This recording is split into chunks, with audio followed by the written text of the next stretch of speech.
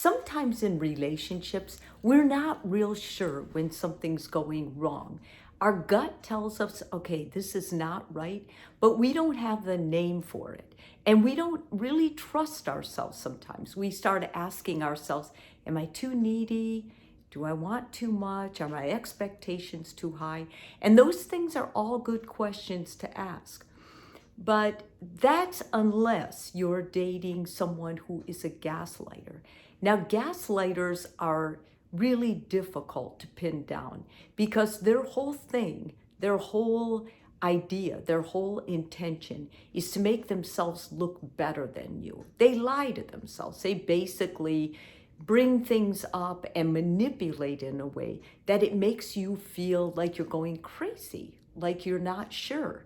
And the problem with gaslighters is they're not really in a group of sociopaths or psychopaths. Sociopaths and psychopaths can use this tactic, but it doesn't mean that this tactic means they are one. It means that this tactic makes this person a manipulative, toxic person.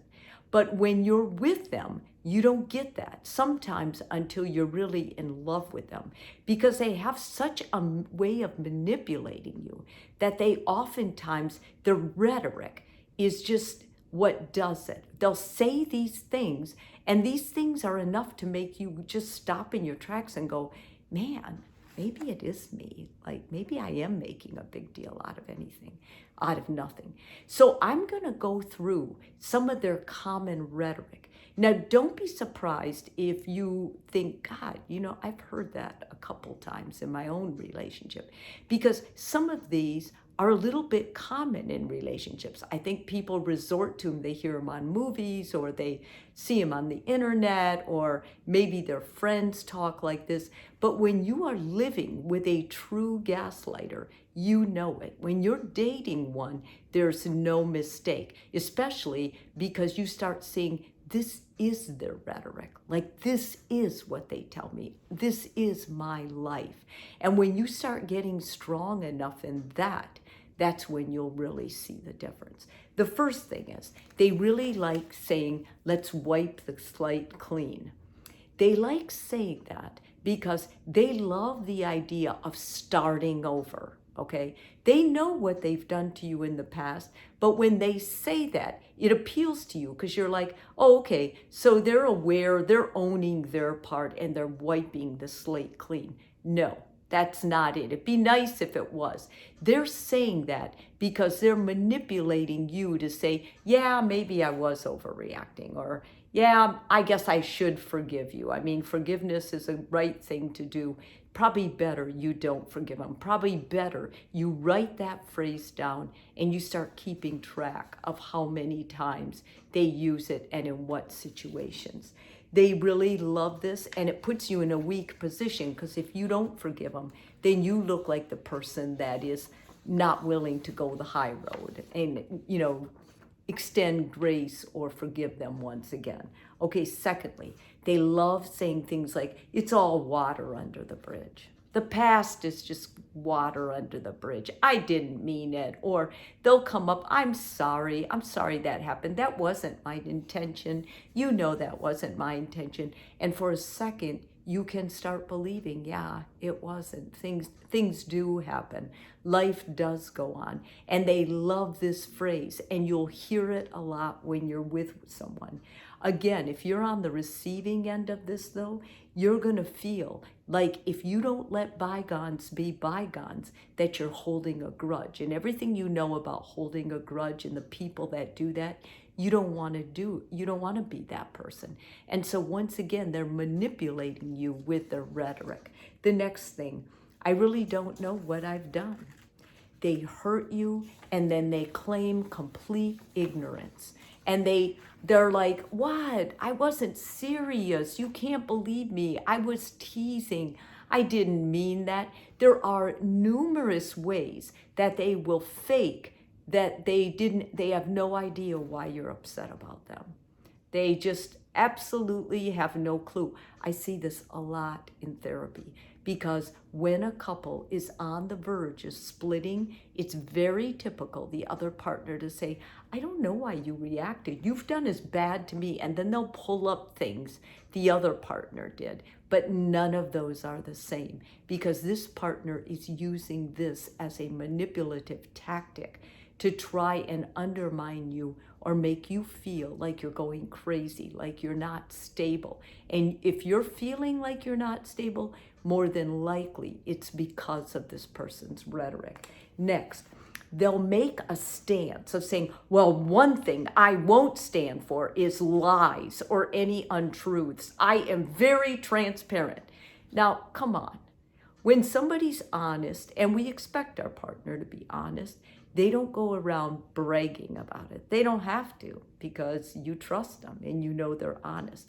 But with a true gaslighter, they manipulate. And so they're going to be the first. They do it in meetings too, at work. Like they'll be the first to go in, listen, I'm a godly person, and the one thing I don't do is I don't lie, and I don't stand for it. If one of my children is acting out, I pull them, and I let them know you are not raised like that. And you'll see this in family dynamics. Sometimes there's a brother or sister who will do this, who will turn a whole family against this one particular black sheep of the family, and they'll do it with this very tactic. They'll rush the course. They're the first to say how honest they are.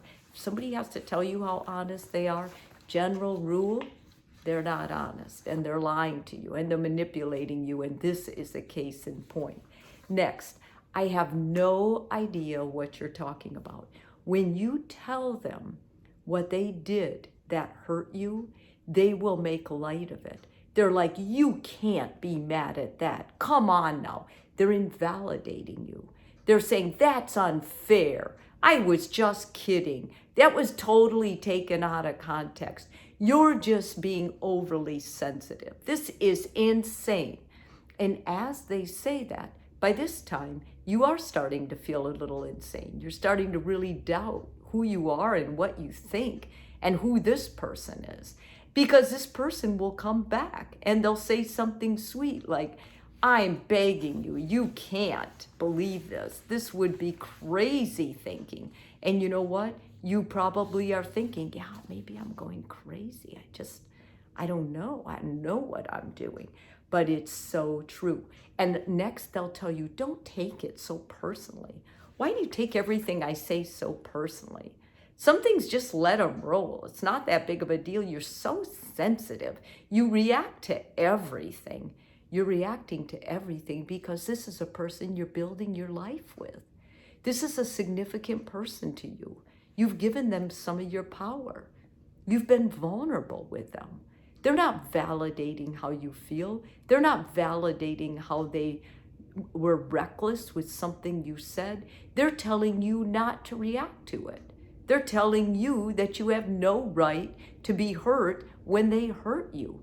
When you think of it, they're basically manipulating you to put up with this because they're telling you what they think is important and they're in control, and what you think is not important because you're not in control. You're under their influence. And I think lastly, they'll use gangs, or they'll say, I talked to so-and-so and they didn't feel that way. So let's say you told them, I'm jealous of that person. I don't like that person around.